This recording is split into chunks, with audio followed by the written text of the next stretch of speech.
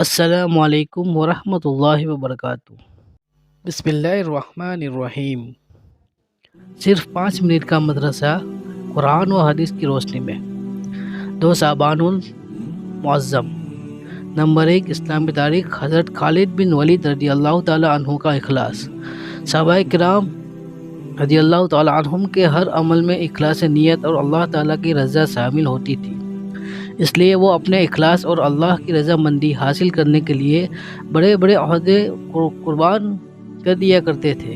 حضرت خالد بن ولید رضی اللہ تعالی عنہ کی معذوری ان اخلاص کی بہترین مثال ہے جب حضرت عمر رضی اللہ تعالی عنہ کی ملکی انتظام اور بعض دوسری مصلحتوں کی وجہ سے انہیں معزول کر دیا اور ان کی جگہ حضرت ابو عبیدہ بن زرارہ رضی اللہ تعالیٰ عنہ کو امیر بنا دیا، تو حضرت خالد بن ولید رضی اللہ تعالیٰ عنہ نے لوگوں سے فرمایا، تم اپنے امیر المومنین حضرت عمر رضی اللہ تعالیٰ عنہ نے اس شخص کو امیر بنایا ہے جس کو رسول اللہ صلی اللہ علیہ وسلم نے امین الامت کا لقب دیا ہے۔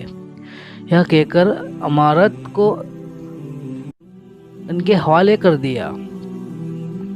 اس اخلاص اور وفاداری کو دیکھ کر حضرت ابو عبیدہ رضی اللہ تعالی عنہ نے کہا کہ میں نے رسول اللہ صلی اللہ علیہ وسلم کو یہ فرماتے ہوئے سنا ہے کہ خالد اللہ کی تلواروں میں سے ایک تلوار ہے۔ خالد رضی اللہ تعالی عنہ زندگی پر شہادت کی آرزو کرتے تھے، مگر شہادت مقدر میں نہیں تھی۔ جب ان کے انتقال کا وقت آیا تو بستر پر لیتے ہوئے فرمایا، جب میں انتقال کر جاؤں تو میرا گورا میرے ہتھیاروں کو اللہ کے لیے وقف کر دینا۔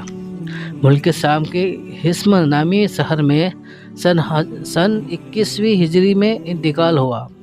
نمبر 2، حضور صلی اللہ علیہ وسلم کا معجزہ۔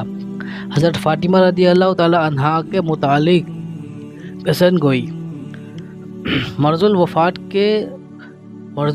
میں حضور صلی اللہ علیہ وسلم نے حضرت فاطمہ رضی اللہ تعالی عنہا کو یہ خبر دی کہ میری وفات کے بعد میرے اہل و عیال میں سب سے پہلے تو آ کر مجھ سے ملیں گی۔ چنانچہ رسول اللہ صلی اللہ علیہ وسلم کی وفات کے بعد آپ رضی اللہ تعالی عنہ کی پیشن گوئی کے مطابق سب سے پہلے حضرت فاطمہ رضی اللہ تعالی عنہا کی وفات ہوئی۔ نمبر 3، ایک فرض کے بارے میں۔ مسجد میں داخل ہونے کے لیے پاک ہونا۔ رسول اللہ صلی اللہ علیہ وسلم نے فرمایا، کسی حائضہ عورت اور کسی جنوبی یعنی ناپاک آدمی کے لیے مسجد میں داخل ہونے کے لیے بالکل اجازت نہیں۔ فائدہ، مسجد میں داخل ہونے کے لیے پاک ہونا ضروری ہے۔ نمبر 4، ایک سنت کے بارے میں۔ کپڑے پہننے کی دعا۔ رسول اللہ صلی اللہ علیہ وسلم نے فرمایا، جو کوئی کپڑا پہنے اور یہ دعا پڑھے تو اس کے اگلے پچھلے سب گناہ معاف ہو جاتے ہیں۔ دعا یہ ہے، الحمدللہ الذی کسانی ھذا الثواب ورزقنیہ من غیر حول منی ولا قوت۔ نمبر 5، ایک اہم عمل کی فضیلت۔ قرآن کی تلاوت کرنا۔ رسول اللہ صلی اللہ علیہ وسلم نے فرمایا، قرآن شریف کی تلاوت کیا کرو، اس لیے کہ قیامت کے دن یہ اپنے ساتھی یعنی پڑھنے والے کی شفاعت کرے گا۔ نمبر 6، ایک گناہ کے بارے میں۔ زمین میں فساد پھیلانا۔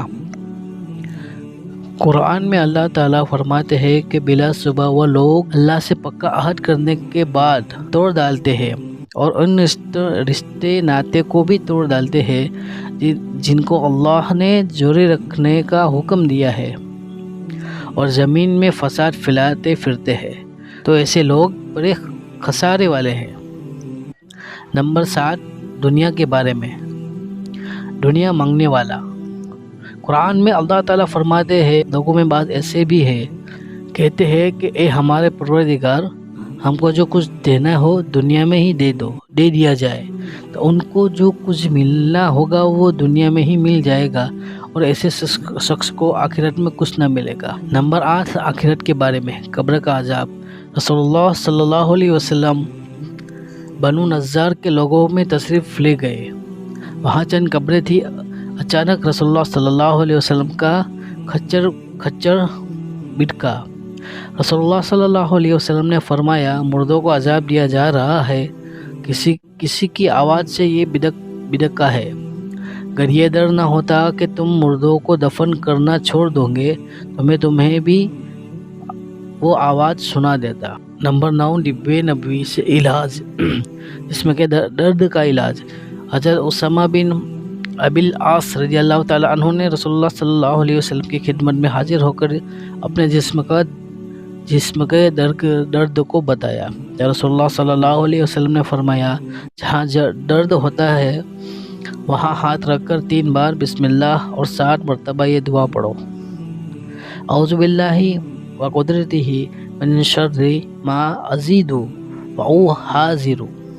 तर्जुमा, मैं अल्लाह और उसकी कुदरत की पनाह चाहता हूँ उस तकलीफ़ से जो मुझे पहुँची है और जिससे मैं डरता हूँ। चुनांचे उन सहाबी ने जब ये कलिमात कहे तो उनका दर्द ख़त्म हो गया।